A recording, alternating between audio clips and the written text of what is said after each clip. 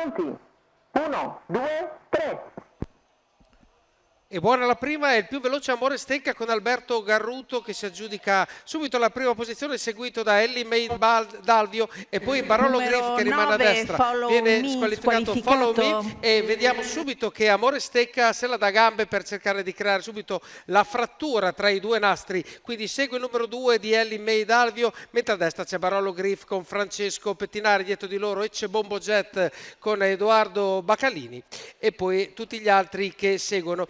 Abbiamo anche il numero 5 di Farid Arab che comunque è partita piuttosto bene. 400 metri in 30, un buon parziale qua davanti alle tribune, 14,4 per cercare di tenere comunque il vantaggio che i nastri avevano assegnato ad Amore Stecca, che continua a proseguire sempre un'andatura più che discreta per la categoria. Altro parziale stavolta 15,6, quindi sta rallentando Alberto Garruto e alla sua destra incominciano a presentarsi gli avversari che ovviamente terranno alto il volume di questa corsa. È arrivato fortissimo Darwin Wise L con Ferdinando Minopoli, a cui Alberto Garruto cede la strada e quindi abbiamo un nuovo leader dopo un 15-1 del passaggio delle scuderie. Quindi Darwin Wise L, il numero 10, è davanti con Ferdinando Minopoli, dietro di lui Amore Stecca e poi abbiamo tutti gli altri. E incomincia a formarsi, considerando che l'andatura non è proibitiva, tutta la seconda colonna di cavalli a destra quando arriviamo davanti alle tribune e andiamo a vedere numericamente come sono le posizioni. Il numero 10 è davanti a tutti, il numero 3 è secondo,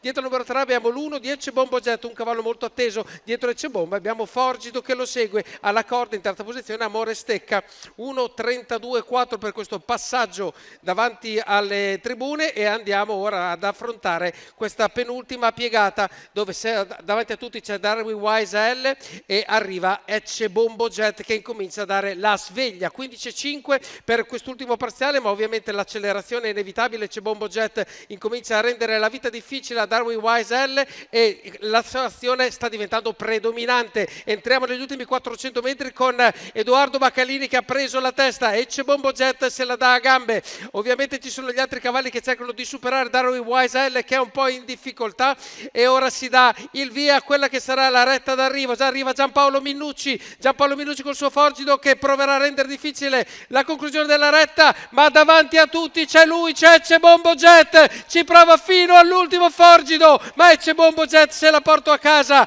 Secondo è Forgido, al terzo posto abbiamo Amore Stecca e al quarto posto probabilmente il numero 6 di Dandy de Godrel con Salvatore Cintura. Quindi sono primi 10 punti per Edoardo Bacalini di questa serata, 1,16,3 il complessivo, la media chilometrica di questa prova. Quindi vince Edoardo Bacalini con Ecce Bombo Jet per Andrea Vitagliano alla scuderia per questo maschio di 6 anni da Wishing Stone, che si aggiudica la quinta prova davanti al numero 8, lo ripetiamo ancora, di Forgido, il numero 3 di Amore Stecca, poi abbiamo il numero 6 di Dandy de Godrel, al quinto posto il numero 2 di Ellie May Dalvio.